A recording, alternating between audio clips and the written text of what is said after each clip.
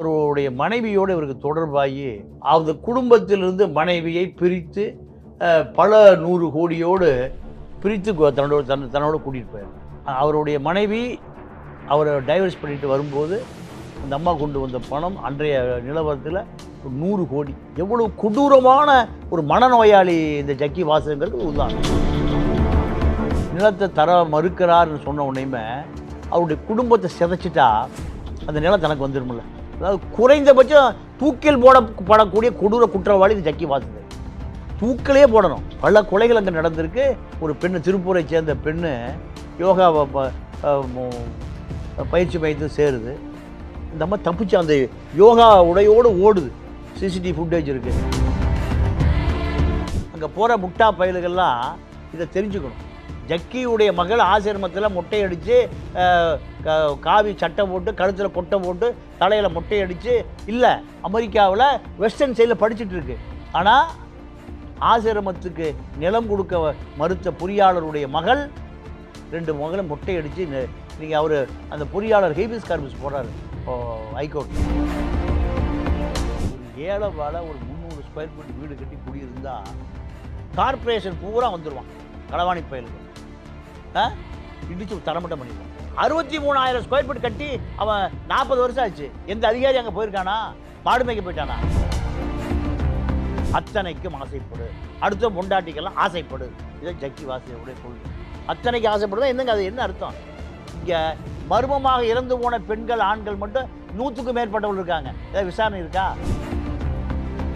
இது எல்லாமே பிஜேபி அரசாங்கத்தில் செல்வாக்கு மிக்க நபராக மாறி நீங்கள் இந்த ஈசா யோகா மையம் என்பது நேரடி பிரதமர் அலுவலகத்துடைய கட்டுப்பாட்டில் இருக்கு. இந்த கர்நாடகாவை சேர்ந்த இந்த போலி சாமியார் ஜக்கி வாசுதேவுடைய கட்டுப்பாட்டில் கோவை மாநகரமே இருக்கு. ஹாலிடேஸ்னாலே அது நம்ம ஜிடி ஹாலிடேஸ் தான். குவி, இந்தியாவின் தலை சிறந்த vernacular edtech brand, skilling everyone everywhere. நேற்று ஈஷா யோகா மையத்தில் சிவராத்திரி ஃபங்க்ஷன் ரொம்ப கிராண்டாக நடந்தது.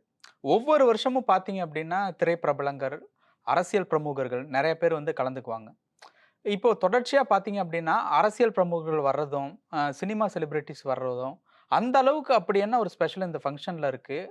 இவங்கெல்லாம் வரக்கூடிய அளவுக்கு ஜக்கி வாசுதேவ் அவர்கள் எப்படி இவ்வளோ ஒரு செல்வாக்கான ஒரு நபராக மாறி இருக்கார். அதை பற்றி சில விஷயங்கள் சொல்லுங்கள். இல்லை, இவருடைய இயற்பெயர் ஜெகதீஷ். இவர் கர்நாடகா தான் இவருடைய பிறப்பு. கர்நாடகாவில் இவர் ஒரு யோகா மாஸ்டர்கிட்ட சிஷியனாக இருக்கார். அந்த யோகா மாஸ்டர் பேர் ரிஷி பிரபாகர். அவர்கிட்ட சிஷியனாக இருக்கார். ரிஷி என்பது முனிவர்களுக்கு வைத்து கொண்ட பேர், சமஸ்கிருத பேர் தான் ரிஷி. அப்போது இவர் யோகா கற்றுக் கொடுக்கக்கூடிய ஆசிரியராக அவர்கிட்ட யோகா கற்றுக்கொண்டு யோகா கற்றுக் கொடுக்கக்கூடிய ஆசிரியராக மாறுறார். இதுதான் இவருடைய வாழ்க்கைக்கான அடித்தளம். அப்போவே அங்கே அவர் திருமணம் பண்ணிடுறார். எங்கள் கர்நாடகாவில். அவர் மனைவி பேர் விஜி.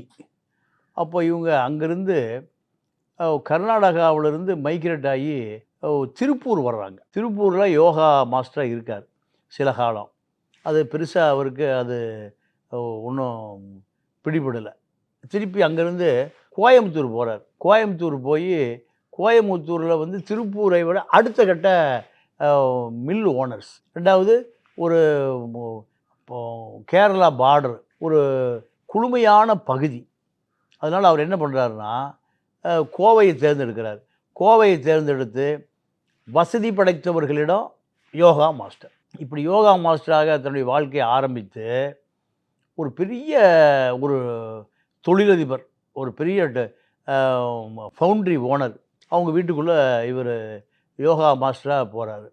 போயிட்டு வந்துட்டு இருக்கும்போது யார் அந்த தொழிலதிபர்? அது வேண்டாம், பேர் வேண்டாம். நீங்கள் பெரிய தொழிலதிபர் இருக்காங்க கோயம்புத்தூர். இப்போவும் இருக்காங்க.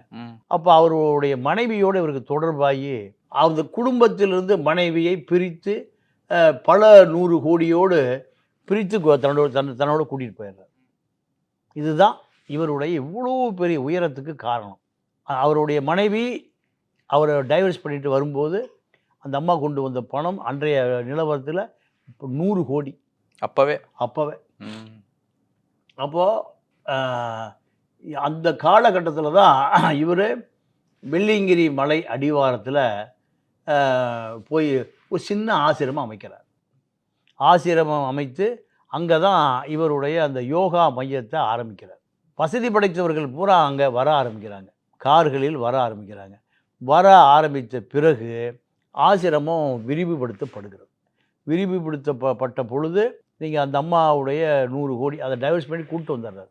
அப்போது அங்கே அமெரிக்கா கவுண்டர்னு ஒருவர் கோயம்புத்தூரில் அந்த வெள்ளியங்கிரி மலை அடிவாரம் ஈசா யோகா மையத்துக்கு முன்பு அவர் என்ன பண்ணுறாரு, அமெரிக்காவை செட்டில் ஆயிடுறாரு. அப்போது அங்கே இருக்கக்கூடிய நிலங்களை ஆதிவாசி மக்களுக்கு இலவசமாக கொடுத்துட்டு போயிடுறாரு.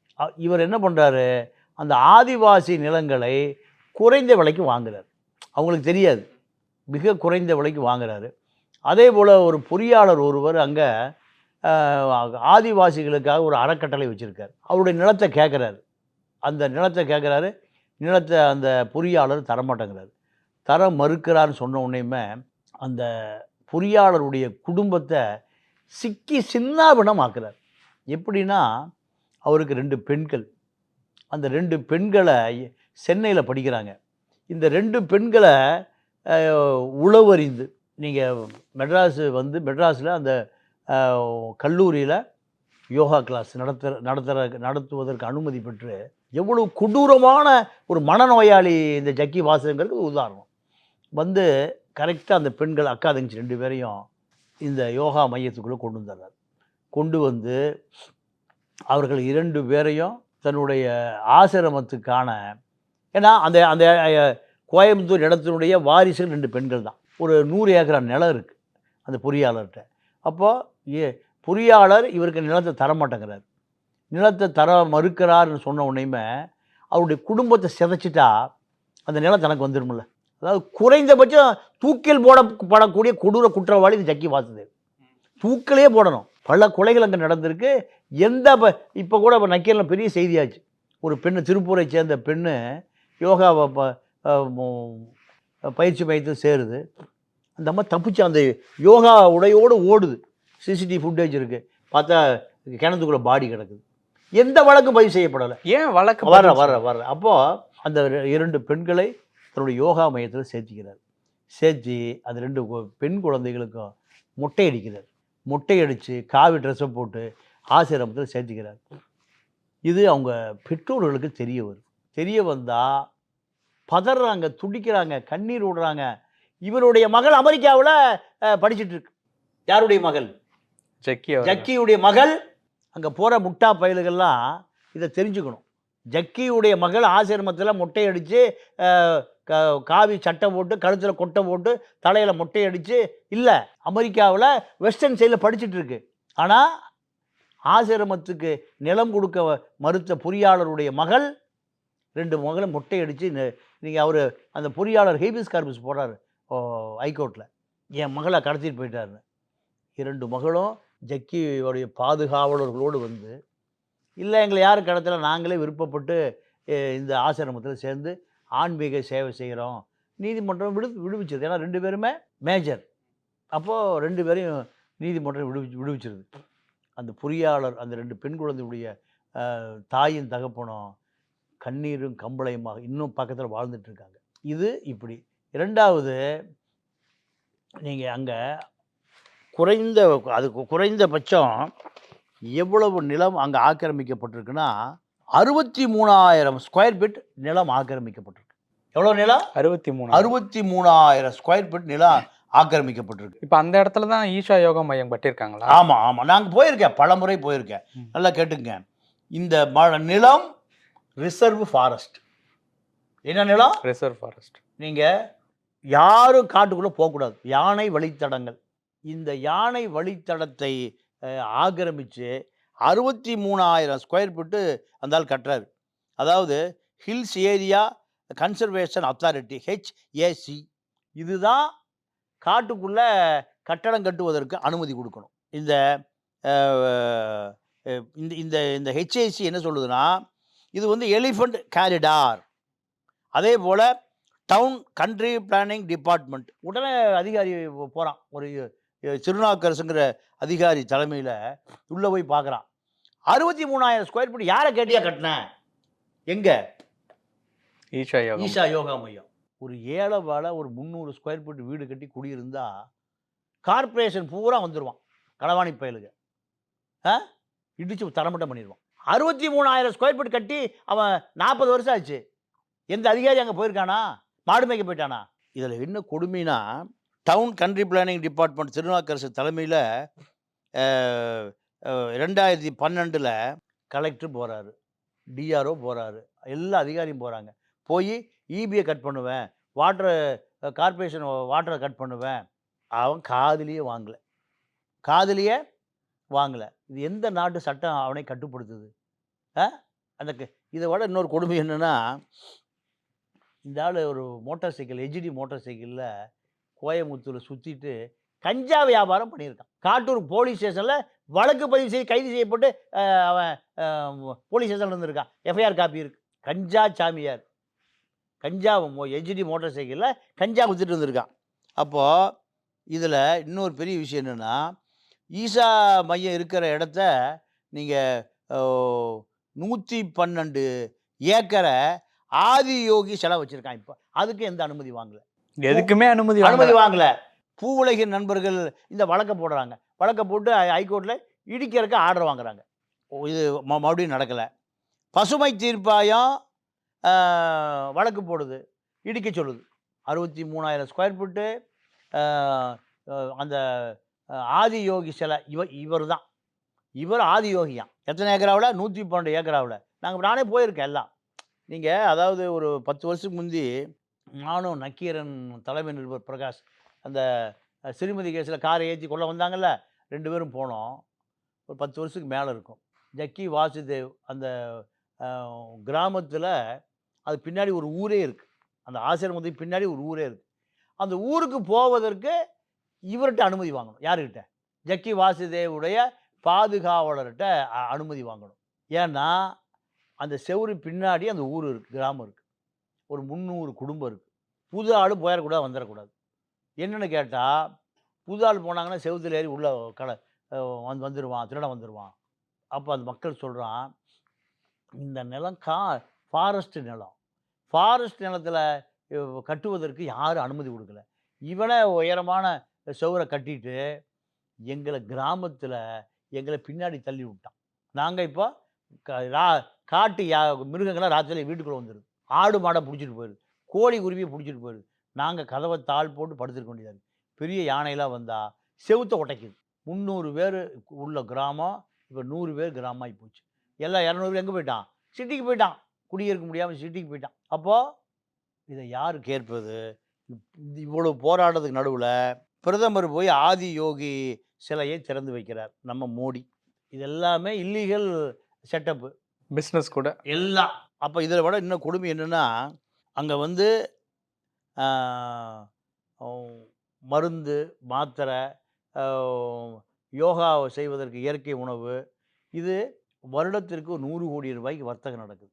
இதுக்கு ஏடிஜி, அதாவது வரி கட்டாத நிறுவனம், மத்திய அரசாங்கம், மோடி அரசாங்கம் இவருக்கு என்ன கொடுத்துருக்கு? வரி கட்டாத நிறுவனத்துக்கான ஏடிஜி கன்செஷன் கொடுத்துருக்கு. அப்போ இவர் எதுக்குமே வரி கட்ட வேண்டியதில்லை. ஓகே. அங்கே விற்கப்படுகிற பொருள் எந்த பொருளுக்குமே வரி கட்டப்படுவதில்லை. அங்கே சுற்றுலா பயணிகள் போனால் குறைந்தபட்சம் ஒரு 2,000 ரூபாய்க்கு பொருள் வாங்கிட்டு வரலாம். பேரிச்சம்பழம் விற்கிது, பஞ்சாமிர்தம் விற்கிது, சுத்தமான அதாவது ஆர்கானிக் ஃப்ரூட்ஸு விற்கிது, எல்லா மளிகை பொருள் விற்கிது, பருப்பு விற்கிது, எல்லா பொருளும் அங்கே வர்றவன் அந்த பொருளை ஆர்கானிக்ஸ் வாங்கிட்டு போகிறான். அப்போ இதுக்கு வருஷம் 100 கோடி ரூபா வர்த்தகம் நடக்குது. இது அல்லாமல் நிறையா இனாம் கொடுக்கப்படுது, டொனேஷன் கொடுக்கப்படுது. இதை தவிர இன்னொரு பெரிய விஷயம் என்னென்னா, நீங்கள் வருகிற விஐபியை வரவேற்பதற்கு ஹெலிகாப்டர் சர்வீஸ். அதான் சார், இந்த இடத்துல என்னன்னா, இப்போ ஈஷா யோகா மையத்தில் 3 ஹெலிகாப்டர் இருக்கு. இப்போ ஜக்கி அவர்கள் கூட வந்து ஹம்மர் கார்லாம் யூஸ் பண்ணுறாரு, அந்த மாதிரியான தகவல்களும் இருக்கு. அது உண்மையா? எப்படி? 100% உண்மை. நீங்கள் ஹெலிபேடு வச்சுருக்கான் எங்கேருந்து வர்றதுக்கு, கோவை விமான நிலையத்திலிருந்து வருகிற விஐபிகளுங்கிற நீங்கள் பழைய பாண்டிச்சேரி ஆளுநர் கிரண்பேடி வருது, தமிழிசை வருது, வானதி சவுந்து, பிஜேபி ஆட்கள் பூரா அங்கே இருக்கான். இப்போது மோடி போனதுக்கு பிறகு எங்கே அந்த ஃபாரஸ்ட் டிபார்ட்மெண்ட்டில் போனதுக்கு பிறகு அந்த ஆணைகள் முழுக்க திருப்பி வாங்கப்படுது.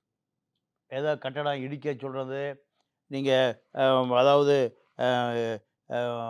HAC hills area conservation of authority அவன் கொடுத்த நோட்டீஸை திருப்பி வாங்கிக்கிறான். இடி கலெக்டர் போய் வாட்டரை கட் பண்ணுங்கிற அதை திருப்பி வாங்கிக்கிறாரு, இபியை கட் பண்ண அதை திருப்பி வாங்கிக்கிறாரு.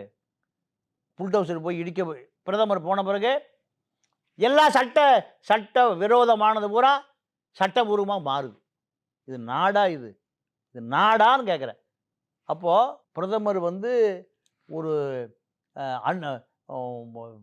சட்டத்துக்கு புறம்பான நபருக்கு கலந்து கொண்ட காரணத்தினால் சட்டத்துக்கு புறம்பான அத்தனையும் இரவோடு இரவாக சட்டபூர்வமாக்கப்படுகிறது.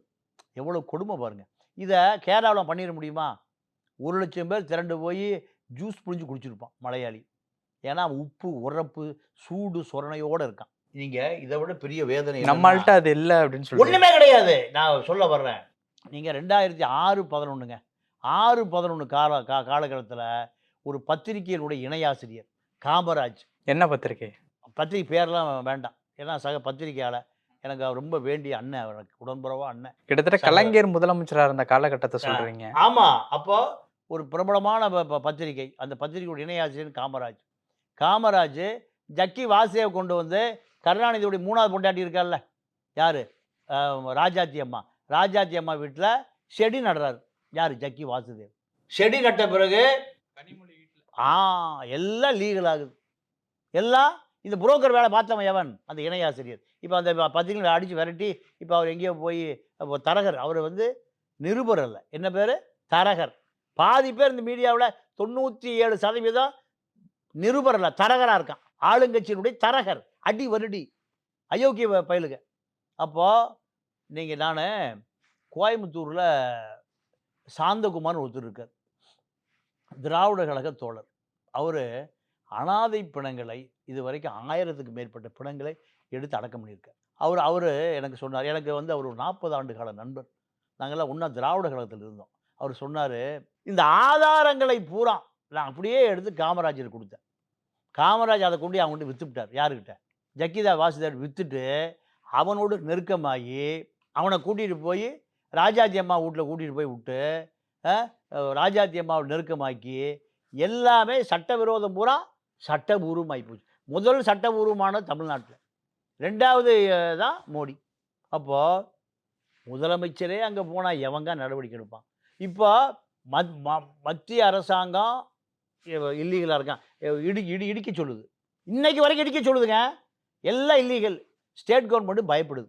ஏன் இடித்தா அதை ஆர்எஸ்எஸ் ஆயிரும், என்ன ஆயிரும்? பிஜேபி ஆயிரும். இதில் என்ன இன்னொரு பெரிய கொடுமைன்னா, இந்த களவாணி பைய ஆனந்த விடங்கள் எழுதுறான், அத்தனைக்கும் ஆசைப்படு, அடுத்த பொண்டாட்டிக்கெல்லாம் ஆசைப்படு. இதான் ஜக்கி வாசுதேவுடைய கொள்கை. அத்தனைக்கு ஆசைப்படுதான் என்னங்க, அது என்ன அர்த்தம்? இங்கே மர்மமாக இறந்து போன பெண்கள் ஆண்கள் மட்டும் 100க்கும் மேற்பட்டவர்கள் இருக்காங்க. ஏதாவது விசாரணை இருக்கா? நீங்கள் அவனுடைய மனைவி இறந்து போகுதுங்க, விஜி. அவங்க அப்பா, அவன் மாமனார் கங்கண்ணா கிளம்பி வர்றாரு, எங்கேருந்து? பெங்களூர்லேருந்து கிளம்பி வர்றாரு. வர்றதுக்குள்ளே இவன் எரிச்சு விட்டான். இவர்கள் வழக்கப்படி எரிப்பதல்ல, புதைக்கணும். ஏன் எரிக்கிறான்? அவள் ஸ்லோ பாய்சன் கொடுத்து கொல்லப்பட்டார், சொந்த மனைவி. என்ன காரணம்? வேறொரு பெண்ணோடு உடலுறவு கொள்வதை பார்த்துட்டான் மனைவி. வேறொரு பெண்ணோடு உடலுறவு கொள்வதை பார்த்ததை எதிர்ப்பு தெரிவிக்கிறா, பிரச்சனை பண்ணுறா. என்ன சொல்கிறான்? அவள் உயிரோடு ஜீவசமாதி அடைந்து விட்டாள். அங்கே செத்து போகிற பூரா இப்படி தான். இவனை கொலை பண்ணி கொண்டுட்டு என்ன பண்ணுவான்? இதை காவல்துறை உள்ளேயே போகாது, கலெக்டர் உள்ளே போக மாட்டார். இப்போ இதோடைய கொடுமை என்னென்னா, இது ஒரு 10 மணி நேரம் பேசலாம். இப்போ அதிமுக ஆட்சி 2011 வந்துருச்சு. வந்த பிறகு வேலுமணிக்கு ரொம்ப நெருக்கம். உள்ளாட்சித்துறை அமைச்சரே கோயம்புத்தூரில் ஜக்கி வாசுதேவ் தான். கோயம்புத்தூருக்குடைய சுடுகாடுகள் பூரா அவர் கட்டுப்பாட்டில் போயிடுச்சு. இன்னைக்கு வரைக்கும் அப்படி தான் இருக்குது. இந்த திமுக கூட எடுக்கலை. ஏன்னா சுடுகாட்டில் இலவச மின்மயான 250 ரூபா தான். இப்போ 10,000 ரூபா வாங்குறாரு. ஏன்? உங்களுடைய உடலை மின் மயானத்தில் வச்சு சாம்பலாக்கி இதை எடுத்து கொண்டு போய் காசியில் கரைச்சி கங்கையில் போட்டு உங்களுக்கு இறந்து போனவர் நேராக எங்கே சொர்க்கத்துக்கு இங்கேயே டிக்கெட்டும் வாங்கி கொடுத்துருவேன். 10,000 ரூபாய் கட்டுங்க. இப்படி இறந்து போனவனுடைய பெயரில் ஒரு நாளைக்கு 100 அதான் அங்கே கோயமுத்தூரை சுற்றி இருக்கிற எல்லா மின் மயானமும் யாருடைய கட்டுப்பாட்டில் இருக்குது? இன்னைக்கு வரைக்கும் யார் கட்டுப்பாட்டில் இருக்குது? ஜக்கி வாசுதேவ் கட்டுப்பாட்டில். உள்துறை சாரி உள்ளாட்சித்துறை அமைச்சராக இருந்தார்ல வேலுமணி என்னை எப்படியாவது பிஜேபியில் சொல்லி என்னை துணை முதலமைச்சர் ஆக்கிடு. இப்படி இவர் அப்ளிகேஷன். எடப்பாடி மிரட்டி என்னை எப்படியா ஆக்கிடு. இதுக்காக சுடுகாட்டை பூரா மொத்தமாக யார் கொடுத்துட்டாரு? ஜக்கி வாசுதேவுக்கு. அப்போது அரசியல் தரகன், சட்டவிரோத ஆன்மீக தரகன், இப்படி எல்லாரோடும் இவர் தான். இதை விட இன்னொரு விஷயம் என்னென்னா, ஒரு ரேலி நடத்துகிறார். அதாவது என்ன ராலின்னா, ராலி ஃபார் ரிவர்ஸ், ஆறுகளை காப்பாற்ற போகிறேன், இது நிதி கொடுங்க, பல கோடி வசூல். ஏன்டா நீ கன்னடத்துக்காரன், காவிரியில் தண்ணியே வரல, தண்ணி வராமல் அது 291 அரசியலில் அச்சிடப்பட்டதுக்காக 1,00,000 பேர் அகதியாக வந்தான். அவங்களுக்கு ஒரு நேரம் கஞ்சி கூட நீ கொடுக்கல. ராலி ஃபார் ரிவர்ஸ், இதில் 1000 கோடி ரூபா வசூல். அடுத்து என்னென்னா, காவிரி கரையோரம் மரம் நடுவோம், ஒரு மரத்துக்கு 48 ரூபா அனுப்புங்கன்னு, இதில் ஒரு 1000 கோடி ரூபா வசூல். ஏழைப்பாளையம் எவ்வளோ அனுப்புகிறான்? ஒரு மரத்துக்கு 48 ரூபா. அதே போல் சேவ் சாயில், லண்டன்லேருந்து ஈசா வரைக்கும் வர்றாரு மோட்டார் சைக்கிளில். பின்னாடியே ஹம்பர் கார் வருது, பின்னாடியே ஒரு ஆம்புலன்ஸ் வருது. எங்கேருந்து? லண்டன்லேருந்து. இது எல்லாமே பிஜேபி அரசாங்கத்தில் செல்வாக்கு மிக்க நபராக மாறி, நீங்கள் இந்த ஈசா யோகா மையம் என்பது நேரடி பிரதமர் அலுவலகத்துடைய கட்டுப்பாட்டில் இருக்குது. வேறு யார் பக்கத்தில் போக முடியுமா? எல்லாம் நீங்கள் பலாயிரம் கோடி வசூல். நீங்கள் ஸ்டெர்லைட்டில் போராடுற மக்கள், அது சேவ் ஆயில் இல்லையா? அங்கே போராடுற பூரா சமூக விரோதிங்கிறான். ஏறக்குறைய 13 பேர் சுட்டு கொல்லப்பட்டான், அருகிலிருந்து சுட்டு கொல்லப்பட்டான். யார்? வேதாந்த அனில் அகர்வால். அந்த ஒரு 10 நாள் தூத்துக்குடி நிர்வாகத்தை மொத்தமாக குத்தகைக்கு வாங்கிட்டான். எடப்பாடி ஊற்றி மூடிட்டு படுத்துட்டார். விஷயம் நானே டிவியை பார்த்துலாம் தெரிஞ்சுக்கிட்டேன். இந்த மாதிரி கேவலமான சட்ட, கேவலமான நாடு, கேவலமான முதலமைச்சர். அங்கே அவன் பூரா சமூக விரோதிங்கிறான். கேரளாவில் சொல்லிட்டு அவன் ஆசிரியம் நடத்திட முடியுமா? ஆசிரியம் எங்கே இருக்கும்? கடலில் இருக்கும். தமிழன் சூடு சொரணையில் உப்பு போட்டு உரப்பில்லாத தமிழனால் எந்த எதிர்ப்பும் இல்லை. பல மரணங்கள் தொடர்ந்து நடந்துகிட்டே இருக்குது. காவல்துறை பக்கத்துலேயே போகிறதில்லை. ஏன்னா பிரதமர் அலுவலகம், ஆளுநர் பூரா அங்கே போய் டான்ஸ் ஆடுறோம். சார், இந்த டான்ஸ் ஆடுறாங்க அப்படிங்கிற ஒரு விஷயத்தில் வந்து ஒன்று சொல்லுவாங்க, விஐபி பாஸில் போகிறவங்களுக்கு அந்த ஈஷா யோகா மையத்தில் உள்ளே போனதுக்கப்புறம் ஒரு பானம் மாதிரி ஒன்று கொடுக்கப்படுது. ஆமாம், அது குடிச்சதுக்கு அப்புறம் தான் அவங்க இப்படி டான்ஸ் ஆடவே ஆரம்பிக்கிறாங்க. அது வரக்கூடிய திரைப்பிரபலங்கள், அரசியல் பிரமுகர்கள் இவங்களுக்குமே கொடுக்கப்படுது அப்படின்னு சொல்லப்படுது. அது உண்மைதானா? எல்லாம் கோகைன் தான், போதை தான், வேற என்ன? அது குடிச்சதுக்கு அப்புறம் தான். ஆமாம் ஆமாம், அதுதான் அங்கே போகிறான். ஆசிரமம்னால ஆன்மீகம் ரெண்டுமே கலக்கிற பொழுது கண்டிப்பாக போதையும் பாலியும் இல்லாமல் இருக்காது. ஃப்ரீ செக்ஸ் அது இல்லாமல் இருக்காது. இதில் இன்னொரு பெரிய கொடுமை என்னென்னா, நேற்றுக்கு ராத்திரி சிவராத்திரி 21 மொழியில் ஒளிபரப்புறான் இந்தியாவில். எவ்வளோ மொழியில்? இத்தனை கோடி அவனுக்கு செலவு. அதாவது இன்னொரு பெரிய விஷயம் என்னென்னா, 21 மொழியில் ஒளிபரப்பு. இந்தியாவில் இருக்கக்கூடிய அத்தனை டாப் சேனல்ஸு அங்கே லைவாக கொடுக்குறான். இது ஒரு இல்லீகல் இடம். எதுக்குமே அனுமதி வாங்கலை. அங்கே பிரதமர் வந்துட்டு போனால் எல்லா அதிகாரியும் பேக் அடிச்சுக்கிறான். கருணாநிதி குடும்பம் அங்கே போயிட்டு வந்த பிறகு எல்லோரும் பின்னோக்கி ஓடிடுறான்.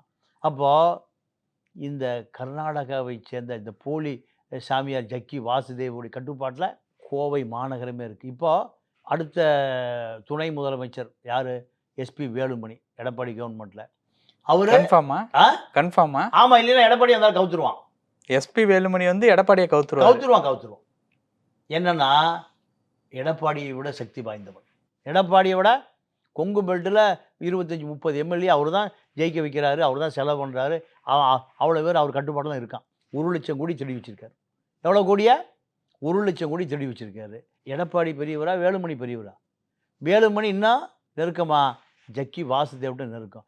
ஜக்கி வாசு எப்போ வேணாலும் பிரைம் மினிஸ்டர் பேசுவார், ஹர்ஷவர்தன்கிட்ட பேசுவார், அமித்ஷாட்ட பேசுவார். இப்போ யார் பெரிய ஆள்? இன்றைக்கி வரைக்கும் ஒன்றுமே பண்ண முடியல திமுகனால். திமுக 38 நாடாளுமன்ற உறுப்பினர்கள் வச்சுருக்கு, ஆளுங்கட்சி. கட்டணம் இடிக்க வேண்டியதானே? எல்லாம் இல்லீகலாக இருக்குது, எல்லாமே இல்லீகலாக இருக்குது. பேப்பர் இருக்குது, எல்லாம் சட்டவிரோதமாக கட்டியிருக்கான், எல்லாம் நோட்டீஸ் கொடுத்து இடிக்க சொல்கிறான். ஆனால் ஏன் போய் திமுக இடிக்கலை? ஏன்? யாரை பார்த்து பயப்படுது? யாரை பார்த்து பயப்படுது?